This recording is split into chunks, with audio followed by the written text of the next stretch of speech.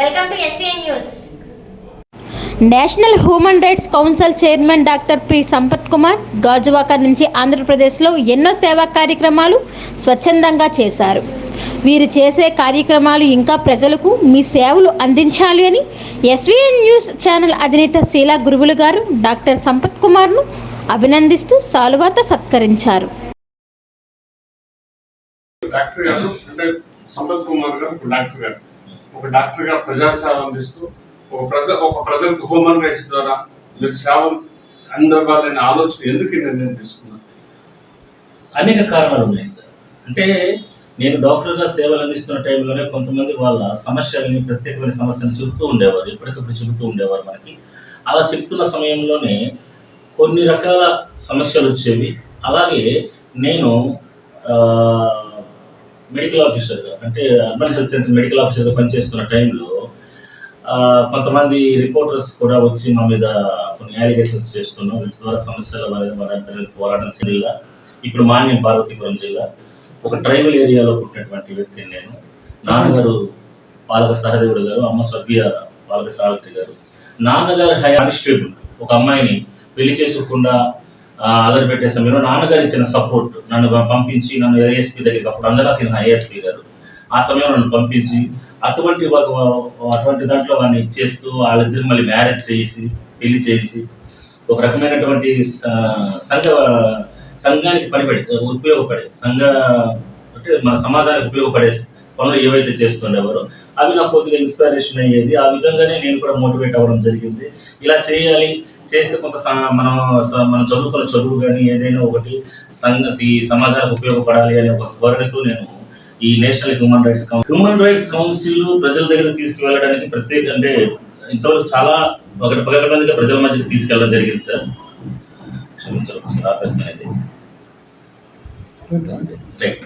Human rights council అనేది అనేక రకాల ప్రజల మధ్యకి తీసుకెళ్తుంది.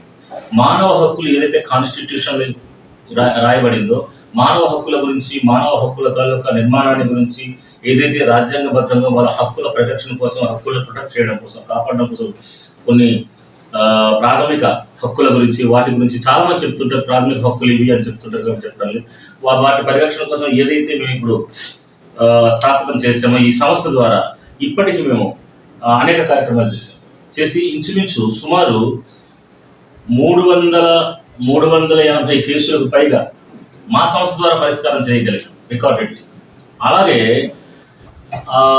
ఈ సంస్థ ద్వారా భార్యాభర్తల కేసులు కానీ, ఆస్తి తగాదా కేసులు కానీ, లేకపోతే సివిల్ మ్యాటర్స్ కానీ, క్రిమినల్ మ్యాటర్స్లో కానీ వాళ్ళకి జరుగుతున్న అన్యాయాలకి అభాగ్యులకు అండగా ఉంటుంది. ఎవరైతే అభాగ్యులు అండగా ఇబ్బంది పడుతుంటారో వాళ్ళకి అండగా ఉంటూ మా team, national human rights council తరఫున ఉన్నటువంటి టీమ్స్ ఏవైతే ఉన్నాయో, మాది 9 రాష్ట్రాల్లో ఉంది సార్. 9 స్టేట్స్లో నేషనల్ హ్యూమన్ రైట్స్ కౌన్సిల్ ఉంది, ప్రజెంట్ రన్ అవుతుంది.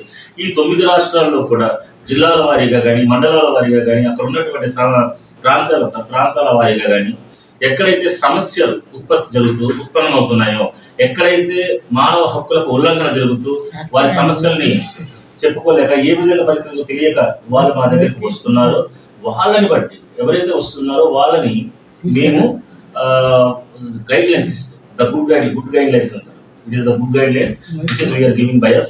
అది ఇస్తూ అక్కడ ఉన్నటువంటి టీం వర్క్ ఏదైతే జిల్లా ప్రెసిడెంట్లు కానీ, వీళ్ళు కానీ ఎవరెవరైతే ఉంటారో వాళ్ళ ద్వారా మేము ఈ సమస్యల పరిష్కారం కోసం అధికారులతో మమేకమై వాళ్ళకి తెలియజేస్తూ, ఇన్ఫర్మేషన్ పాస్ చేస్తూ వాళ్ళ ద్వారా ఈ మంచి ప్రశ్న సార్. విషయం ఏంటంటే కోర్టు లెవెల్లో ఉన్నటువంటి కేసుల్ని మనం పరిష్కారం చేయాలి, మనం మాట్లాడాలి.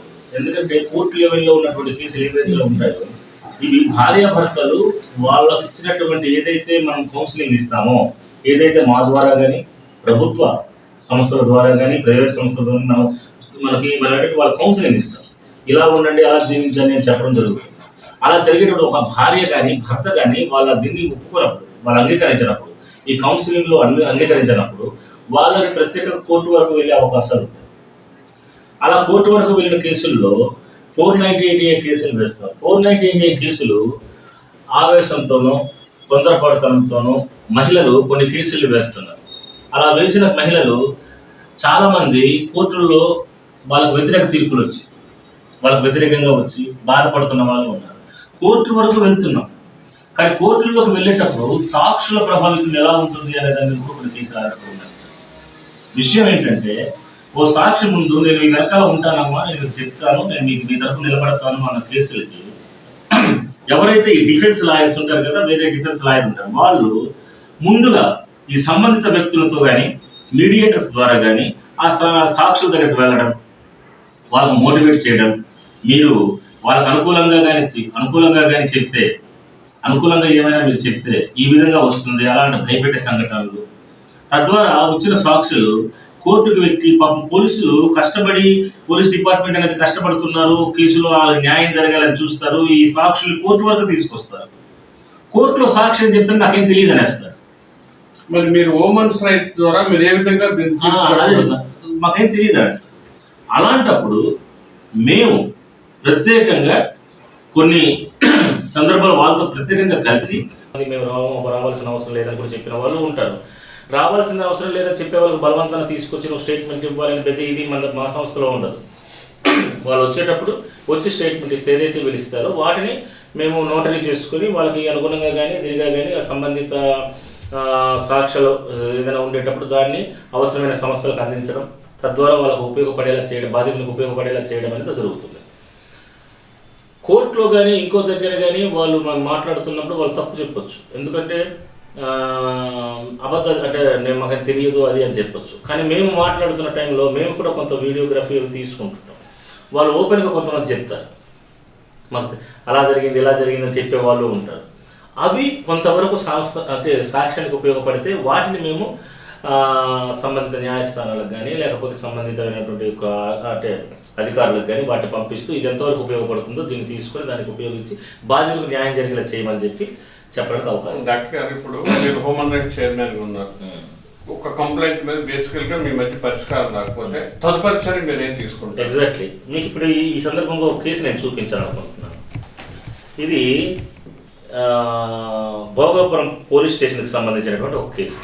మన భోగాపురానికి సంబంధించిన ఒక కేసు గురించి బాధితురాలు మా దగ్గర నాకు 19వ తేదీన ఫోన్ చేసి అయ్యా నన్ను పోలీస్ స్టేషన్లో ఉదయం నుంచి సాయంత్రం వరకు ఉంచారు, ఒక సివిల్ మ్యాటర్ మీద, it is a civil matter, నన్ను ఉంచారండి అంటే ఏం జరిగిందమ్మా అంటే నన్ను ఒక ఆడపిల్లని తీసుకొచ్చి ఎందుకు తీసుకొచ్చారో తెలియదు, ఉదయం నుంచి ఇచ్చేస్తున్నారు, నేను ఇంకొక ఆవిడకి బకాయి ఉన్నానంటే ఆ బకాయి ఉన్న దాని మీద నాకు బలవంతంగా నా చేత బలవంతంగా ఈ ఒక నోటీస్ ప్రో నోట్ ఉంటుంది కదా, ప్రో నోటు లేకపోతే 100 రూపీస్ స్టాంప్ పేపర్ ఏదో తెప్పి సంతకం పెట్టమంటున్నారు, 2 చెక్కులు ఇవ్వమంటున్నారు, అప్పుడే నన్ను విడిచిపెట్టారంట పోలీసులు అని అన్నారు.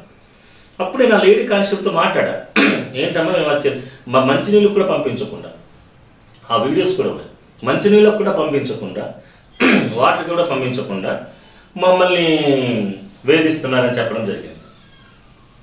అప్పుడు నేను ఏం చెప్పినట్టు సరే మీరు మా ఆఫీస్కి వస్తే మీకు ఏదైనా న్యాయం చేయడానికి ప్రయత్నిస్తామని చెప్పడం జరిగింది. వాళ్ళు వచ్చారు. వచ్చిన తర్వాత నేను అడిగా పోలీసులకి ఏంటంటే మీరు 19వ తేదీన ఆ అమ్మాయిని అరెస్ట్ చేశారు, మీరు 19న అరెస్ట్ చేశారు, అరెస్ట్ చేసినప్పుడు 19వ తేదీన ఆ అమ్మాయిని అరెస్ట్ చేసినప్పుడు రిటర్న్ కంప్లైంట్ ఉండాలి. వ్రాతపూర్వకమైన కంప్లైంట్ లేకుండా ఏ అధికారి కానీ ఏ అధికారి అయినా ఏ సంస్థ అయినా ఒక రిటర్న్ ఫిర్యాదు లేకుండా ఒక వ్యక్తి మీద ఈ హక్కు సంపాదించలేదు. ఒక కోర్టులో కేసు ఫైల్ చేయాల్సి వచ్చిన ఒక లాయర్ ముందేం తీసుకుంటాడు, వకాలత్ అనేదాన్ని తీసుకుంటాడు. వకాలత్ అంటే ఆవిడ తరఫున నేను వాదించడానికి సిద్ధంగా ఉన్నాను, ఒక వకాలత్ తీసుకుంటాడు. అలాగే ఒక సంస్థ అవ్వచ్చు, ఒక వ్యక్తి అవ్వచ్చు, ఆ వ్యక్తికి రిటర్న్గా ఒక కంప్లైంట్ ఫిర్యాదు వస్తే ఆయన ఇన్వాల్వ్ అవుతాడు ఆ ఇష్యూలో, ఎందుకంటే అధికారికంగా బాధితురాల దగ్గర నుంచి అది పొంది దాని మీద ఇన్వాల్వ్ అవుతాడు. అలా తీసుకున్నారా, మీకు ఇచ్చిన ఫిర్యాదు ఇచ్చిన రిటర్న్ కంప్లైంట్ ఏంటి, కంప్లైంట్ వివరాలు మాకు చెప్పండి అని మనం ఆర్టీ వేయడం జరిగింది. ఎవరికి దీన్ని సంబంధిత ఏజీపీ అంటే డిఐజీ గారికి పంపించాను, ఎస్పీకి పంపాను, స్పెషల్ బ్రాంచ్ పోలీస్కి వాళ్ళు కూడా అక్కడ నుంచి రిటర్న్ టు 663 అంటే సెక్షన్ 63 కింద పంపించడం జరిగింది. అయితే సదర్ సిఐ సర్కిల్ ఇన్స్పెక్టర్ గారు ఏం చేశారంటే మాకు పంపినప్పుడు సీసీ కెమెరా ఫుటేజ్ నేను అడిగాను, ఎవరికి ఇది వాళ్ళు పంపినటువంటి ఎవిడెన్స్ ఆఫ్ ఇది వాళ్ళకి సీసీ కెమెరా నాకు ఫలానా డేట్ నుంచి ఫలానా టైం వరకు ఉన్న సీసీ కెమెరా ఫుటేజ్ నాకు కావాలని అడగడం జరిగింది. 19th వాళ్ళు 19th నేను అడిగితే 19వ తేదీన కంప్లైంట్ గురించి నేను అడిగితే వాళ్ళు ఏం చేశారంటే ఒక ఎఫ్ఐఆర్ ఆవిడ ఒక 420, ఆ లేడీ ఒక ఎంబీపీకి సంబంధించిన లేడీ, ఆవిడ ఎంబీపీకి సంబంధించినటువంటి లేడీ. ఎంబీపీలో ఏం జరిగిందంటే ఈవిడ తరపు నుంచి ఈవిడ ఇద్దరు కూడా ఒక పర్సన్కి చీటీ కట్టారు. చీటీలు ఉంటాయి కదా, జనరల్ చీటీలు కట్టారు. ఆ జనరల్ చీటీ కట్టిన ఆవిడ ఏం చేసిందంటే సడన్గా ఐపీ పెట్టేశారు. సడన్గా ఐపీ పెట్టేశారు. ఐపీ పెట్టేసినటువంటి వ్యక్తి దగ్గర వీళ్ళు ఏం చేశారు, ఐపీ పెట్టినటువంటి వ్యక్తి దగ్గర ఈ అమ్మాయి ఇది కట్టింది. ఈ అమ్మాయి కట్టినటువంటి డబ్బులు దానికి సంబంధించినటువంటి కోర్టు తాలూకా ఇది కూడా ఉంది. అది కూడా వాళ్ళకి పంపడం జరిగింది, సంబంధిత పోలీస్ అధికారులకు పంపడం జరిగింది. ఇదంతా ఆవిడ ఫైలే మనం పంపిన దాంట్లో.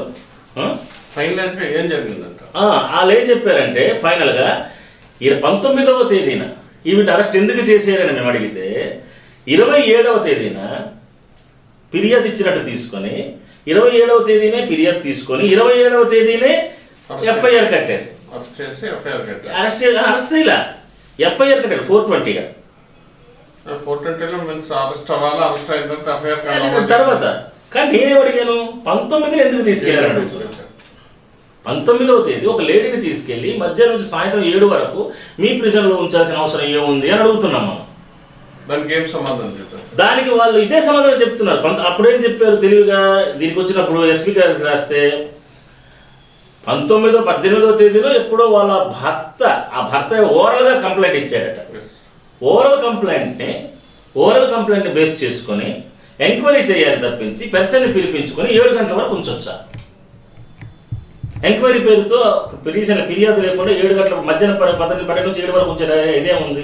మీ హ్యూమన్ రైట్స్ ద్వారా ఏం న్యాయం జరిగింది అది ఇప్పుడు చేస్తున్నాం. ఏంటంటే ఇది మొన్న జరిగిన కేసే కాబట్టి దీన్ని ఇప్పుడు మేము కమిషన్ ద్వారా కానీ దీని దగ్గర ఆవిడ ఇంట్రెస్ట్ చూపించి వస్తే ప్రశ్న ఇప్పుడు. ఎందుకంటే ఒక కేసులో భయపడిపోతారు, సాధారణంగా మహిళలు భయానికి గురవుతారు. తను వచ్చి మాకు ఇచ్చేసేటప్పుడు దీని మీద నాకు కావాలి సార్ కంపల్సరీ అంటే దీని మీద హైకోర్టులో పిటిషన్ అయిపోతున్నాం. ఒక పబ్లిక్ పిటిషన్ వాళ్ళకి వెంటనే వేయడానికి అవకాశాలు ఉంటాయి. అమ్మాయి రాకపోతే ఈ ఫైల్ లాగే మూలం ఉంటుంది. ఇప్పుడు హ్యూమన్ రైట్స్ ద్వారా మీకు లీగల్ అడ్వైజర్గా ఏమైనా ఉంటారా? ఉన్నారు సార్. Good question. మాకు ఒక రిటైర్డ్ పీపీగా చేసిన వ్యక్తి స్టేట్ నేషనల్ లీగల్ టీంలో ఉన్నారు. అలాగే స్టేట్కి సంబంధించి కాంట్రాక్టర్ లీలా ప్రసాద్ గారు అని చెప్పేసి ఒక అడ్వకేట్ ఇక్కడ ఉన్నారు. అలాగే పేర్ల నూకరాజు గారు, ఇలా ఒక 180 మంది అడ్వకేట్స్ మన లీగల్ టీంలో ఉన్నారు. ఇక్కడ నుంచి హ్యూమన్ రైట్స్ చట్టాన్ని తన చేతులకు ఎప్పుడైనా తీసుకోవడం జరుగుతుందా? అలా ఎవరికి లేదు హక్కు. ఈవెన్ ఏ డిపార్ట్మెంట్కి కూడా చట్టాన్ని చేతుల్లోకి తీసుకొని వాళ్ళు ఏదో చేసే హక్కు లేదు. There is no rights to do settlements between 2 parties without willing of. అంటే ఈ హ్యూమన్ రైట్స్ ఏ విధంగా ప్రజలకి, అటు పోలీస్ వ్యవస్థకి, అటు కోర్టు కానీ ఏ విధంగా వ్యవహరిస్తుంది సార్? వాళ్ళకి సహకరిస్తూనే ఏదైతే గవర్నమెంట్ ఆర్గనైజేషన్స్ ఉన్నాయో వాటిని సహకరిస్తూనే వాటికి చేసుకుని వాళ్ళ సాయం తీసుకుంటూనే వాళ్ళ ద్వారా నేషనల్ రైట్స్ని కాపాడడానికి మా వంతు ప్రయత్నం చేస్తుంటాం. అలాగే ఎక్కడైనా అధికారులు వయోలెన్స్ చేసినప్పుడు, కరప్షన్ జరిగినప్పుడు, ఫర్ ఎగ్జాంపుల్ ఒక అధికారి కరప్షన్కి పాల్పడుతున్నాడు, ఒక రెవెన్యూ డిపార్ట్మెంట్లో, పోలీస్ డిపార్ట్మెంట్లో, లేదా మరో డిపార్ట్మెంట్లో, హెల్త్ డిపార్ట్మెంట్లో ఎక్కడో ఒక కరప్షన్కి పాల్పడుతున్నాడు, మేమప్పుడు సదరు ఎవరైతే పిటిషనర్ ఉంటారో మమ్మల్ని దగ్గరికి వస్తారో వాళ్ళకి సహాయ సహకారాలు అందిస్తాం. అదే చెప్తారు, ఏసీబీతో పనిచేస్తాం. హ్యూమన్ రైట్స్ అనేది ప్రత్యక్షంగా ఎక్కడ పాల్గొంది?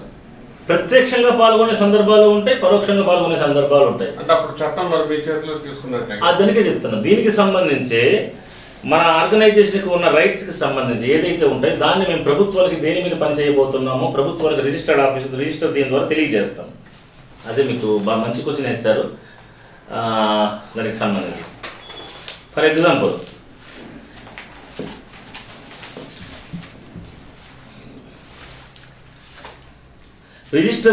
ట్రస్ట్ దీంట్లో రిజిస్టర్ డీడ్ అని ఉంటుంది. అర్థమైందండి? ఇది మా రిజిస్ట్రేషన్ సర్టిఫికెట్. ఈ రిజిస్ట్రేషన్ సర్టిఫికెట్లో నేషనల్ హ్యూమన్ రైట్స్ కౌన్సిల్ అనే పేరు మేము ఎప్పుడు తీసుకుంటామో దీనికి సంబంధించి ప్రతిదీ కూడా అప్రూవల్ జరగాలి. న్యూఢిల్లీ గవర్నమెంట్ స్టాంపింగ్ ఇక్కడ ఇచ్చింది. ఈ స్టాంపింగ్ అప్రూవల్ జరగాలి. నేషనల్ అప్రూవల్తో మీరు చేస్తున్నాం, ప్రజా సమస్య మీద స్పందిస్తుంటాం. ఇప్పుడు ఇక్కడ ఏమి ఇచ్చాం మేము, ఇక్కడ ఏమన్నామంటే name of the trust national human rights council NHRC, area operation all over India మొత్తం మీద వర్క్ చేస్తున్నామని, registered office ED 17FF New Delhi Ashok నగర్లో మాది ఉంది, ఈస్ట్ ఢిల్లీలో ఉందని చెప్తూనే ఇక్కడ అడ్మినిస్ట్రేటివ్ ఆఫీస్ అయితే ప్రజలకు మీరు అనుసంధానకర్తగానే ఈ హ్యూమన్ రైట్స్ వాళ్ళ హక్కులకు ప్రొటెక్ట్ చేయడానికి ఇక్కడ మేము ఇన్ఫార్మ్ చేసాం. ఏం రాసామంటే మీరు ఒకసారి చూడాలి, గమనించాలి. The trust is established promote the human rights and works against crime, violence and corruption. మా ఆర్గనైజేషన్లో పనిచేసిన వ్యక్తి ఐడి మీదనే వర్క్స్ అగైనిస్ట్ కరప్షన్ అండ్ ఇదని ఉంటుంది. వీళ్ళు వెళ్తున్నప్పుడు వెళ్ళేటప్పుడు నీకేంటి హక్కు ఉంది, నువ్వెవరు అని చెప్పేటప్పుడు I have the registered organisation to works against this corruption, work against this crime అని అడగడానికి హక్కు ఉండేలా మేము దీన్ని రిజిస్టర్ చేసుకొని టోటల్గా దేని మీద పని చేస్తున్నామో వాటి సందర్భాలు తీసుకుంటుండగా ఓకే మీరు ఈ పని చేయొచ్చు, మీకు మేము ఇస్తున్నాము, వాటి మీద అధికారులు ఇస్తున్నాము అంటూ సంపత్ కుమార్ గారు అంటే ప్రజలకి ఇంత మీరు సేవ చేస్తున్నారు. మరి ఈ ఓరియంటెడ్ సేవ నుంచి ఎటువంటి మీరు ఆశిస్తుంటారా, లేకపోతే సేవ చేయాలని దృక్పథంతో వచ్చారా? బేసికల్లీ మీకు ముందే చెప్పి నేను ఒక డాక్టర్, సేవ చేయాలని తత్వం ఉన్నాను కాబట్టి ఇందులోకి వచ్చాను. ఓకే, ఇందులో సేవ చేయాలి, ప్రజల సమస్య, ఇందులో ఎటువంటి ఫైనాన్షియల్ దీని మీద అడగడం జరగదు. కానీ వాలంటరీగా ఏవైనా సంస్థలు కానీ 12A ATG ఉంది, వాళ్ళకి ఇన్కమ్ ట్యాక్స్ బెనిఫిట్ చూద్దాం. మనకు ఎవరైనా మీరు సంస్థ బాగా రక్షిస్తున్నారు, మీ సంస్థకి నేను వాలంటరీగా ఇది సహాయం చేద్దాం అనుకుంటున్నాను అంటే వాళ్ళు ఇచ్చినటువంటి ఏదైతే మాకు ఉంటుందో ఏ రిపోర్ట్ ఇచ్చినా మానవతా కోణంలో మీరు వెళ్ళి వర్క్ చేస్తుంటారు. అలాగే కుమార్ గారు, ఈ నేషనల్ హ్యూమన్ రైట్స్ పుట్టగొడుగులా పుట్టుకొస్తున్నాయి, దీని మీద మీ యొక్క ఒపీనియన్ ఏంటి? Good. National human rights council అంటే ఒక సంస్థ స్థాపితం కోసం ముందుగా చూసుకోవాల్సింది మండల్ లెవెల్లో, జిల్లా లెవెల్లో అయితే మాత్రం ఇక్కడ ఉన్నటువంటి సబ్ రిజిస్టర్ ఆఫీసులో సొసైటీస్ ఆర్గనైజేషన్ తరఫున కానీ ట్రస్ట్ ఆర్గనైజేషన్ ఒక సంస్థని ఏర్పాటు చేస్తారు. అలాగే రాష్ట్రాల పేరు మీద కానీ నేషనల్ అని కానీ లేకపోతే ఇండియా పేరు మీద కానీ ఏదైనా తీసుకునేటప్పుడు వాటికి సంబంధించి ఇండియా వైడ్గా చేసేటప్పుడు నేషనల్ క్యాపిటల్ టెరిటరీ అనేటువంటి ఒక సంస్థ ఉంటుంది. లైక్ రెవెన్యూ డిపార్ట్మెంట్ దీంట్లోనే పనిచేస్తుంటుంది. అది కూడా అది న్యూఢిల్లీ, నెక్స్ట్ ముంబై, కలకత్తా, ఇలా బేస్డ్ అని కొన్ని కంట్రీస్లో మాత్రమే NCT రన్ అవుతుంటుంది. ఈ NCTలో మాత్రమే దీన్ని నేషనల్ వైడ్ రిజిస్ట్రేషన్ చేసుకొని తద్వారా సంస్థ నిర్మితమైన ప్రాంతాల్లో ఈ సంస్థ ద్వారా ఎస్టాబ్లిష్ చేసుకొని ముందుకు వెళ్తాం. అలాగే ప్రజలకి అయితే మీరు క్వశ్చన్ అడిగారు, చాలా సంస్థలు పుట్టగొడుగుల్లో వస్తున్నాయని క్వశ్చన్ వేస్తారు.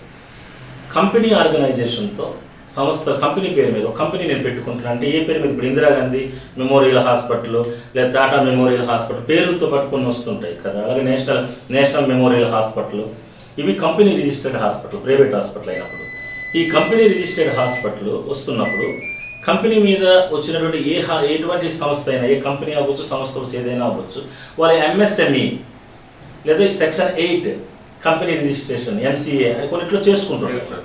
ఇలా చేసుకున్నప్పుడు దాని ఉద్దేశం ఏంటి, నేను కంపెనీ పెట్టుకుంటున్నాను, ఈ కంపెనీకి సంబంధించినటువంటి ఈ మ్యానుఫ్యాక్చరింగ్ కంపెనీ నేను పెట్టుకుంటున్నాను, ఈ మ్యానుఫ్యాక్చరింగ్ కంపెనీ ఏదైతే ఉందో దీంట్లో వచ్చినటువంటి లాభాన్ని జీతభత్యాలు అవి ఇవి పోను, నేను ఈ మిగతా సొమ్ముని ప్రజల కోసం సేవ చేస్తానని నాన్ ప్రాఫిట్ ఆర్గనైజేషన్గా రిజిస్ట్రేషన్ చేసుకుంటారు. అంటే డాక్టర్ గారు ఈ హ్యూమన్ రైట్స్ పెట్టుకున్నారు, మీరు నేషనల్ వైజ్గా మీకు ఎంతమంది టీం వర్క్ చేస్తుంటారు? ప్రజెంట్ ఇప్పుడైతే మాకు సుమారు 50,000 పైన ఉన్నారండి, వర్క్స్ ఉన్నారు. 50,000 అబౌవ్ వాళ్ళు రిజిస్టర్ ఉన్నారు, చాలా బాగా చేస్తున్నారు ఏరియా వైడ్గా. హ్యూమన్ రైట్స్ గురించి అలాగే ప్రజలకు మా ఛానల్ ద్వారా మేము ప్రయత్నం చేసి ఎవరికైనా చెడు జరిగితే మిమ్మల్ని ఆశ్రయించమని కోరుతాం. అదే సందర్భంగా మీరు డాక్టర్ వృత్తి అంటే మంచి వృత్తి, అంటే వైద్యో నారాయణో హరి అన్నారు. అందులో డాక్టర్ చాలా గౌరవమైంది. చాలా బాధల్లో ఉన్నారు, చాలా మంది మీద దగ్గరికి వస్తుంటారు. అవునండి, ఆశాలు కలిపి ప్రజలకు తెలియజేస్తారు. తప్పకుండా నేను ఏదైతే మెడికల్గా ఉందో మెడికల్గా ఎటువంటి సేవ లోకల్గా అందించారనేది మన ప్రజలకు చాలా మంది తీసుకునే వాళ్ళు తెలుసు. కరోనా టైంలో కూడా నేను ఒక డాక్టర్గా ఎటువంటి సేవలు అందించాననేది ప్రజలకు తెలిసినందువల్ల ఈరోజు గాజువాకలో ఈ ఏరియాలో నాకంటూ ఒక ప్రత్యేకమైన గుర్తింపునిచ్చి నాకంటూ వెన్నటువంటి ముందుకు నడిపిస్తున్నటువంటి ప్రతి ఒక్కరికి నేను కృతజ్ఞుడై ఉంటాను, ప్రతి ఒక్కరికి ఇది ఉంటాను. ఈవినింగ్ టైంలో డాక్టర్స్ ప్లాజాలోనే గాజువాక డాక్టర్స్ ప్లాజాలో ఈవినింగ్ 5 తర్వాత నేను ప్రాక్టీస్ చేస్తుంటాను. తద్వారా చాలామందికి నేను చేయగలిగింది ఏదైనా చేస్తుంటాను. అదేవిధంగా మెడికల్గా వాళ్ళకి కావాల్సిన సహాయ సహకారాలు ఏమైనా ఇవ్వగలుగుతున్నాను. ఉదయం మార్నింగ్ టు ఈవినింగ్ 5 వరకు కంపల్సరీగా నేషనల్ హ్యూమన్ రైట్స్ కౌన్సిల్ ఏదైతే నా సంస్థ ఉందో ఈ సంస్థకు సంబంధించి వివిధ రాష్ట్రాల నుంచి వివిధ ప్రాంతాల నుంచి ప్రాంతాల వారీగా కానీ గ్రామాల వారీగా మండలాల వారీగా జిల్లాల వారీగా రాష్ట్రాల వారీగా ఏవైతే సమస్యలు వస్తుంటే అక్కడున్న నాయకులకు ఎలక్ట్ చేస్తూ మన ఆఫీస్ నుంచి ఎలక్ట్ చేస్తూ ఆ సమస్యల మీద పరిష్కారానికి దిశగా కృషి చేయమని పంపించడం జరుగుతుంది. తద్వారా అనేక జిల్లాల్లో కూడా చాలామంది నేషనల్ హ్యూమన్ రైట్స్ కౌన్సిల్ కనుక ఎథిక్స్ గౌరవం తెలుసుకున్నారు. చాలా ఫోన్లు వస్తుంటే ఉన్నాయి. ఇంచుమించు భార్యాభర్తల సమస్యలకు సంబంధించి వీటికి సంబంధించి వస్తే సుమారు చాలా సమస్యలను పరిష్కరించాం. తగాదాలు వచ్చిన సందర్భం మా ద్వారా వచ్చినటువంటి ప్రతి కేసు కూడా ఇద్దరు వ్యక్తులకి సమన్యాయం ఎవరైతే ఇద్దరు వ్యక్తులు సమన్యాయం జరిగి వాళ్ళకి ఏ విధంగా చేయాలి అవకాశాలను బట్టి చేయడం జరుగుతుంది. అలాగే డాక్టర్ గారు ఇప్పుడు మీరు వైద్య వృత్తిలో ఉన్నారు, మీరు ఎటువంటి శస్త్రచికిత్సలో లేకపోతే ఎటువంటి ప్రికాషన్ తీసుకొని అంటే మీరు ప్రజలకు ఎటువంటి వైద్యాన్ని అందిస్తున్నారు? మీరు చదువుకున్న వృత్తికి. నేను జనరల్ ఫిజిషియన్ అండ్ డయాబెటాలజీ. నేను ఏంటంటే నా వరకు ఏవైతే జనరల్ కేసులు ఉంటాయో జనరల్ కేసెస్ అనేటి మీద టైఫాయిడ్ థైరాయిడ్ డెంగ్యూ ఇలాంటివి ఏమి ఉన్నాయో వాటి మీద మాత్రం వైద్యం చేస్తాం. మీరన్న శస్త్రచికిత్సలు ఏవైతే ఉంటాయో దానికి ఎంఎస్ సర్జన్స్ ఉంటారు. మేము కేసుని డయాగ్నోసిస్ చేసి if it is need to surgery మేమేం చేస్తామంటే the best surgeon who is ఎక్కడ ఏ హాస్పిటల్ ఉంటే ఆ హాస్పిటల్కి వాళ్ళకి అవైలబిలిటీ అంటే పేషెంట్కి ఉపయోగపడే హాస్పిటల్. కొందరు పేషెంట్లకి మనం గవర్నమెంట్ ద్వారా వచ్చినటువంటి ఆరోగ్యశ్రీ కార్డ్స్ ఉంటాయి, వీటికి సంబంధించి ఆ కేసులు కొన్ని కేసులు లేవు అని వాళ్ళు చెప్పినా ఇది ఉంది అని చెప్పి వాళ్ళకి ఇది ఫలానా దీంట్లో ఉంది చూసుకోండి అని చెప్పి అవసరమైతే ఆరోగ్యశ్రీ వాళ్ళతో మాట్లాడి కానీ లేకపోతే ఈ ఇన్సూరెన్స్ ఏదైనా భగవంతుడు బొమ్మంటారు సేవ చేయాలంటే మీరు ఆ విధంగా పంపించేస్తాం. తప్పకుండా మిమ్మల్ని ఎస్ఎన్ ఛానల్ మిమ్మల్ని అభినందిస్తుంది. Thank you. హ్యూమన్ రైట్స్ ద్వారా కూడా డాక్టర్గా మీరు వృత్తి చేస్తూ ప్రజలకి మంచి హృదయంతో మీరు ముందుకు వెళ్తున్నారు. మన దేశ సందర్భంగా మళ్ళీ వచ్చేవారం ఎపిసోడ్లో మరికొన్ని విషయాలతో మేము ముందుకు వస్తాం. అలాగే మీ సేవని గుర్తించి మా ఎస్విఎన్ ఛానల్ అధినేత శైలా గురువు గారు మీకు కండ వేసి సన్మానం చేస్తారు. చేయాలి తప్పకుండా. మళ్ళీ నా ద్వారా విన్నపం ఏంటంటే నేషనల్ హ్యూమన్ రైట్స్ కౌన్సిల్లో పనిచేస్తున్న ప్రతి ఒక్క సభ్యులు ప్రతి ఒక్క నాయకులకి ప్రతి ఒక్కరికి పేరున హృదయపూర్వకంగా మీ ఎస్విఎన్ ఛానల్ ద్వారా కృతజ్ఞతలు తెలుపుకున్నాం. మీరు అందిస్తున్న సేవ వల్లే మీరు అందిస్తున్నటువంటి ఇటువంటి ప్రజలకు చేస్తున్న సేవ వల్లే ఈరోజు national human rights council NHRC అనే సంస్థకు గుర్తింపు వచ్చింది. ఆ గుర్తింపుని పొందడానికి కారణం మీ అందరు చేస్తున్నటువంటి సహాయ సహకారాన్ని విన్నవించుకుంటూ ఈ ఎస్విఎన్ ఛానల్ వారికి కూడా ఈ సందర్భంగా వచ్చి ఇటువంటి బైట్స్ పంపించినందువల్ల సమాజానికి నేషనల్ హ్యూమన్ రైట్స్ కౌన్సిల్ చేయగలిగే సేవ ఏంటో తెలుస్తుంది. కాబట్టి మీ ద్వారా తెలియజేసి 10 మందికి సహాయ సహకారాలు అందించే అవకాశం కల్పిస్తున్నందుకు ధన్యవాదాలు తెలియజేస్తాను. తప్పకుండా మళ్ళీ ఎపిసోడ్లో మిమ్మల్ని కలుస్తాను డాక్టర్ గారు. National human rights chairman doctor Sampath Kumar గారితో మనం చాలా విషయాలు చర్చించుకున్నాం. మళ్ళీ వచ్చేవారు ఎపిసోడ్లో మళ్ళీ సంపత్ కుమార్ గారిని కలుద్దాం. కెమెరామెన్ నాయక్తో ఎన్ రవికుమార్, ఎస్వై న్యూస్, గాజువాక నుంచి.